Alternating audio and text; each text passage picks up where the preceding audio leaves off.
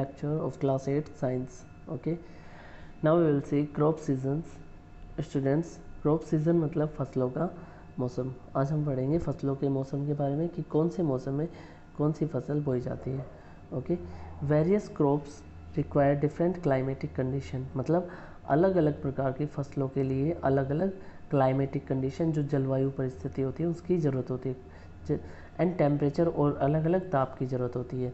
For their growth, किसके लिए, उनके विकास के लिए, and completion of their life cycle, और किसके लिए, उनका जो लाइफ साइकिल होता है उसको कंप्लीट होने के लिए. Okay, various crops require different climatic condition, temperature for their growth and completion of their life cycle. अलग अलग प्रकार की फसलों को और फसलों के विकास के लिए अलग अलग क्लाइमेटिक कंडीशन की ज़रूरत होती है और अलग अलग टेम्परेचर की ज़रूरत होती है, ताकि उनका जो लाइफ साइकिल है वो कंप्लीट हो सके. डिपेंडिंग ऑन सीजनल कंडीशन, जो सीजनल कंडीशन होती है उसके आधार पर, मौसम की स्थिति के आधार पर, and the time of growth, उनके विकास के आधार पर. There are two main crop seasonal in our country, मतलब हमारा जो देश है इसमें फसलों के दो मौसम होते हैं, दो सीज़न होते हैं, खरीफ क्रॉप्स और rabi crops. What is the kharif crops? These are shown in rainy season, मतलब ये कब बोई जाती है? रेनी सीजन में बोई जाती है, बरसात के मौसम में बोई जाती है. फॉर मंथ ऑफ जून, कब? जून के मंथ में. And harvested from October, around अक्टूबर, और ये कब काटी जाती है? अक्टूबर के अराउंड काटी जाती है. For example, paddy, pigeon pea, maize, cotton, soybean and ground nuts are kharif crops. जैसे धान जो होता है, मक्का, पैडी, पीजन पी, अरहर, मेज़, मक्का, कॉटन, कपास, सोयाबीन एंड ग्राउंडनट, मूंगफली, ये सारी की सारी खरीफ क्रॉप्स होती है. सो आप लोगों से एग्जाम में क्वेश्चन पूछा जा सकता है, write the name of kharif crops. तो so students, you can write paddy, pigeon pea, maize, cotton, soybean and groundnuts, all are kharif crops. And what is the time period of kharif crops? So you can say these are shown in rainy season from month of June and harvested around October. Okay, now similarly kharif crops, rabi crops. ऐसे students, रबी crops होती है वो क्या होती है? These are shown in winter season, मतलब ये कब बोई जाती है? विंटर सीजन में, सर्दियों के मौसम में बोई जाती है. From the month of October, कब? अक्टूबर के मंथ में. एंड हार्वेस्टेड, कब काटी जाती है? अराउंड अप्रैल में काटी जाती है.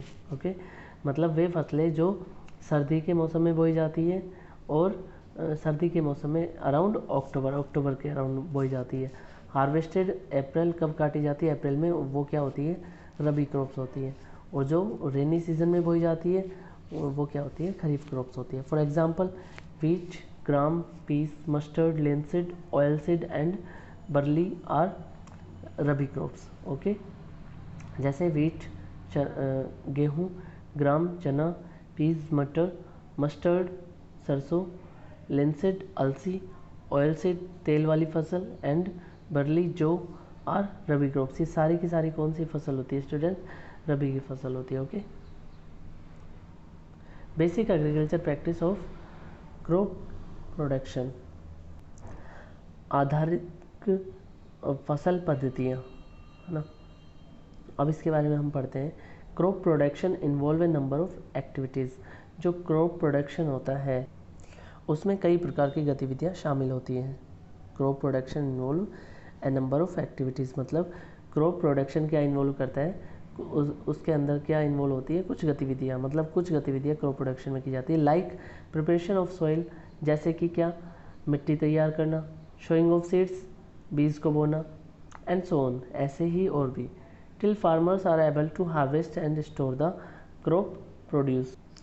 इन सब के बाद भी किसान एबल होता है, सक्षम होता है किसमें? फसलों को उगाने, काटने और स्टोर करने में. The activities are task which a farmer perform to cultivate a crop. So students, इसमें क्या काम है कि द एक्टिविटीज़ और task which a farmer performs to cultivate a crop, मतलब किसी फसल को उगाने में जो फार्मर होता है वो क्या करता है? उसके द्वारा कुछ गतिविधियाँ की जाती है या फिर कुछ टास्क परफॉर्म किए जाते हैं. Are referred as agriculture practice, उन्हें क्या कहते हैं? कृषि पद्धति कहते हैं या कृषि अभ्यास कहते हैं. Okay, these agriculture task are as follow. ये जो एग्रीकल्चर टास्क है ये निम्न प्रकार है. प्रिपरेशन ऑफ सॉइल मतलब एक तो क्या करना, मिट्टी को तैयार करना। अब मिट्टी कैसे तैयार की जाएगी, बाय प्लगिंग एंड लेवलिंग।